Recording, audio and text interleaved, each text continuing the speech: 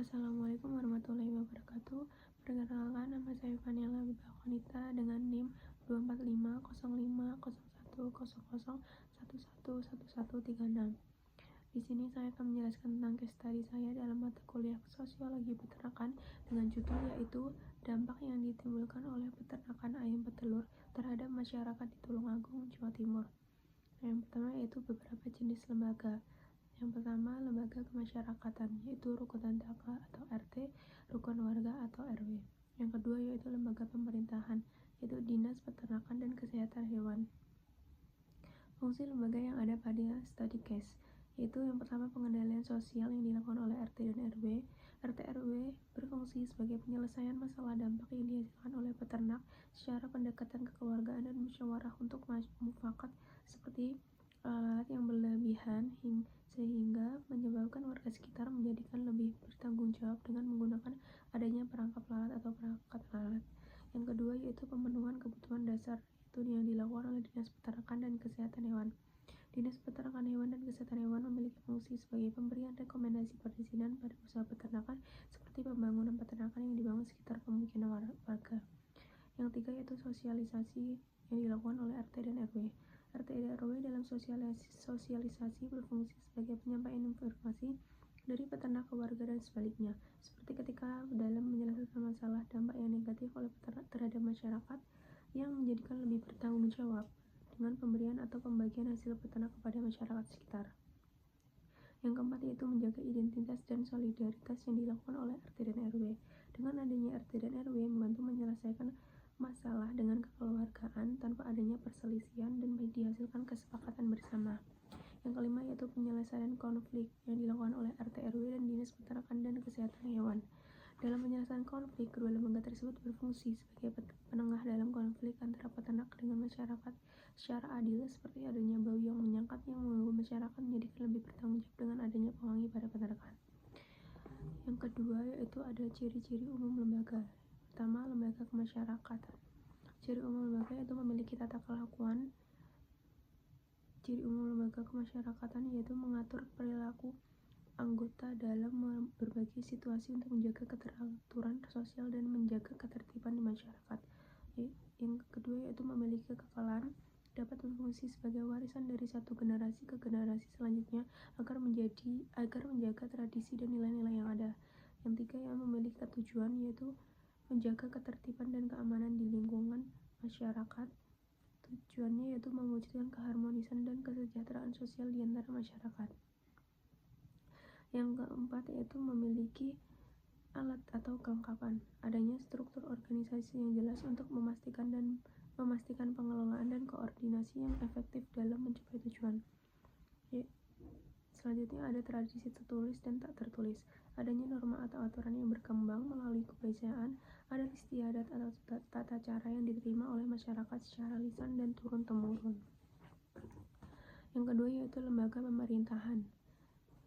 Ciri umum lembaga yaitu memiliki tata kelakuan, memiliki peraturan yang mengatur standar operasional prosedur untuk kegiatan peternakan. Yang kedua yaitu memiliki kekekalan, memiliki kebijakan jangka panjang yang mendukung pengembangan dan pengelolaan sektor peternakan secara berkelanjutan. Yang ketiga yaitu memiliki tujuan sesuai fungsinya. Fungsinya yaitu sebagai penyusunan dan pelaksanaan kebijakan publik. Tujuannya yaitu untuk menyediakan pelayanan publik yang efisien dan efektif. Yang keempat yaitu ada memiliki alat atau kelengkapan, adanya organisasi yang terstruktur dan sarana prasarana untuk menjalankan kegiatan tertentu. Selanjutnya yaitu tradisi tertulis dan tak tertulis, yaitu memiliki dasar hukum yang jelas dan tertulis serta memiliki norma sosial, kebiasaan dan praktik yang telah ada dalam masyarakat. Lalu dalam case studies yang dipilih terdapat deviation, yaitu penyimpangan terhadap norma-norma dan nilai-nilai dalam suatu masyarakat. Yang pertama yaitu adanya lalat yang berlebihan hingga masuk ke rumah warga yang menyebabkan kurangnya rasa nyaman hingga mengganggu aktivitas masyarakat. Yang kedua yaitu adanya bau menyengat yang berasal dari kotoran ayam yang mengganggu kenyamanan masyarakat. Lalu yaitu ada beberapa pihak lembaga yang berkuasa atau dikuasai. Yang pertama, pihak yang berkuasa. Lembaga kemasyarakatan RT dan RW sebagai pengatur pemecahan masalah yang ada dengan cara kekeluargaan tanpa adanya perselisihan antar masyarakat. Yang kedua yaitu lembaga pemerintahan atau Dinas Peternakan dan Kesehatan Hewan sebagai penyedia pelayanan publik yang efisien dan efektif. Selanjutnya yaitu pihak yang dikuasai, yaitu pemilik peternak, yang bergantung pada bantuan dan arahan Dinas Peternakan dan Kesehatan Hewan dalam mengelola peternakan. Lalu ada dimensi kekuasaan, lembaga kemasyarakatan atau tradisi ideologi. RT dan RW merupakan lembaga kemasyarakatan yang memiliki peran sebagai pemecah masalah dalam hal antara peternak dan masyarakat secara kekeluargaan. Kekuasaan lembaga kemasyarakatan berasal dari peraturan yang ada dan kebijakan lokal serta wewenang dari masyarakat setempat. Lembaga pemerintahan yaitu legal, tidak anarki. Dinas Peternakan dan Kesehatan Hewan merupakan lembaga pemerintahan yang memiliki peran sebagai penyedia atau arahan bagi peternak agar lebih efisien dan efektif. Kekuasaan lembaga pemerintahan merupakan legal dan tidak anarki karena berasal dari suatu aturan yang sah seperti konstitusi ataupun undang-undang dasar. Lalu ada saluran kekuasaan, yaitu lembaga kemasyarakatan. Yang pertama, saluran politik. Lembaga kemasyarakatan bisa mengadvokasi kebijakan pemerintah yang mendukung peternak lokal. Mereka dapat mewakili kepentingan para peternak dengan memperjuangkan kebijakan yang berpihak pada peternak. Yaitu yang kedua, tradisional. Lembaga kemasyarakatan berperan sebagai pengatur dan penjaga dalam praktik peternakan yang sesuai dengan adat dan tradisi lokal seperti aturan cara beternak yang dianggap sah secara adat. Lembaga pemerintahan yaitu saluran politik. Dinas Peternakan dan Kesehatan Hewan berperan dalam memberikan masukan atau rekomendasi kebijakan kepada pemerintah daerah mengenai isu-isu yang terkait dengan peternakan. Komunikasi massa. Dinas Peternakan dan Kesehatan Hewan berperan memberikan informasi yang terkait kebijakan dan program-program peternakan kepada masyarakat luas dengan menggunakan media massa untuk menyebarkan informasi tersebut. Sumber-sumber kekuasaan. Lembaga kemasyarakatan. Kekuasaan dari adanya kepercayaan atau tradisi. Dengan adanya praktek peternakan yang sesuai tradisi lokal yang menjadikan para peternak agar mengelola peternakan dengan cara yang sesuai tradisi yang dianggap sah.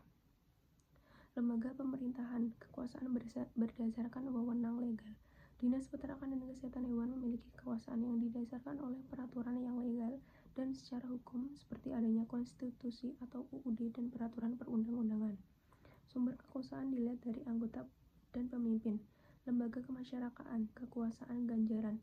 RT dan RW bisa memberikan penghargaan kepada anggota yang aktif dalam kegiatan peternakan seperti pemberian penghargaan atau bantuan fasilitas bagi peternak yang berperan aktif atau berhasil mempraktikkan metode peternakan yang ramah lingkungan. Kekuasaan keahlian.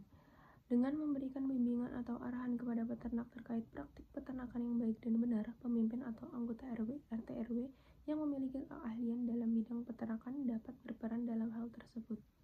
Lembaga pemerintahan, kekuasaan ganjaran. Lembaga pemerintahan dapat mendorong produktivitas dan kinerja yang lebih baik dari anggota melalui pemberian penghargaan kepada petugas yang berprestasi dalam menjalankan program peternakan. Kekuasaan pemaksaan. Dengan memastikan kepatuhan peternak terhadap peraturan-peraturan yang ada dan lembaga pemerintah dapat memberikan sanksi atau denda kepada yang tidak mematuhi peraturan. Kekuasaan resmi. Lembaga pemerintah dapat menetapkan dan melaksanakan kebijakan yang mendukung pengelolaan serta pengawasan peternakan secara legal dan sah. Selanjutnya ada unsur-unsur kekuasaan. Yang pertama, lembaga kemasyarakatan. LAF. Lembaga kemasyarakatan berperan dalam mengatur dan menjaga keseimbangan kepentingan antara peternak dan masyarakat umum. FIR. Dengan mendorong kepatuhan peternak terhadap peraturan yang ada pada pengelolaan peternakan. TRUST. Lembaga kemasyarakatan berperan dalam membangun kepercayaan antara lembaga peternakan dan peternak agar bersedia mengikuti arahan dan rekomendasi yang diberikan. Worship.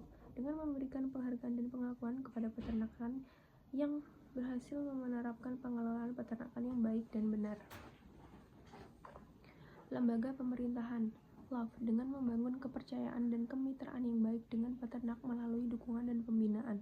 FIR. Lembaga pemerintahan berperan dalam mendorong kepatuhan peternak terhadap standar dan dalam aturan yang dibuat. TRUST. Dengan meningkatkan kepatuhan dan berpartisipasi peternak terhadap program-program pemerintah. Worship. dengan membangun kepercayaan dan rasa hormat masyarakat serta peternak terhadap kebijakan dan arahan pemerintah. Cara-cara mempertahankan kekuasaan lembaga kemasyarakatan. Salah satu caranya yaitu dengan melibatkan masyarakat dan peternak secara aktif dan adil dalam penyelesaian masalah serta dalam pelaksanaan program-program peternakan. Lembaga pemerintahan dengan memberikan dukungan dan pelatihan berkelanjutan kepada peternak serta akses terhadap teknologi dan praktik peternakan yang lebih baik dapat menunjukkan hasil nyata terhadap kesejahteraan peternak. Bentuk-bentuk wewenang berdasarkan hubungan tindakan dan dasar hukum. Tradisional yaitu lembaga kemasyarakatan memiliki wewenang untuk menetapkan aturan-aturan secara adat istiadat dalam praktik peternakan. Rasional atau ilegal. Kedua lembaga tersebut menjamin bahwa setiap tindakan yang diambil oleh kedua lembaga tersebut memiliki dasar hukum yang jelas. Berdasar derajat formalitas wewenang resmi, kedua lembaga tersebut memiliki penetapan kebijakan yang sah dan mengikat secara hukum. Berdasar sifat dan dasar kelompok sosial. Teritorial, lembaga kemasyarakatan dengan komunitas peternakan memiliki peran dalam mengatur kegiatan peternakan. Berdasarkan wilayah wewenang terbatas, yaitu lembaga kemasyarakatan memiliki wewenang terbatas untuk mengawasi atau memberikan informasi terkait peternakan yang hanya dalam lingkungan mereka. Selanjutnya ada kebijakan-kebijakan utama dalam sektor peternakan. Yang pertama yaitu perizinan usaha peternakan. Tujuannya yaitu untuk mempermudah peternak kecil untuk mendapatkan izin usaha melalui sistem berbasis risiko, pengendalian dan pencegahan penyakit ternak untuk menekan wabah penyakit dan meningkatkan kualitas kesehatan ternak. Yang kedua yaitu kendala yang dihadapi peternak dalam mengakses layanan birokrasi. Prosedur perizinan yang kompleks seringkali melibatkan berbagai tahapan yang rumit dan berbelit-belit, dan banyak peternak kecil tidak memiliki pengetahuan yang memadai tentang syarat dan prosedur perizinan. Yang ketiga yaitu regulasi dan birokrasi memiliki berpengaruh terbesar terhadap produktivitas, efisiensi, dan daya saing peternak kecil. Ada proses birokrasi yang mendukung dan menghambat. Contohnya yaitu mendukung regulasi pembatasan impor ternak dan produk turunnya membantu melindungi peternak kecil dari persaingan harga yang tidak adil. Penghambat yaitu tingginya biaya kepatuhan. Peternak kecil seringkali kesulitan memenuhi regulasi kualitas dan keamanan produk yang menghambat mereka untuk bersaing di pasar formal. Yang keempat yaitu Dinas Peternakan dan Kesehatan Hewan memiliki peran strategis dalam meningkatkan kualitas pelayanan publik untuk mendukung peternak kecil seperti penyuluhan dan pendampingan, penyediaan vaksin dan obat-obatan, dan sertifikasi dan legalisasi usaha. Selanjutnya ada sumber perubahan sosial yang menjadi penyebab permasalahan ekonomi, yaitu peternak kecil seringkali sulit bersaing dengan perusahaan besar yang memiliki akses lebih baik terhadap teknologi, modal, dan pasar.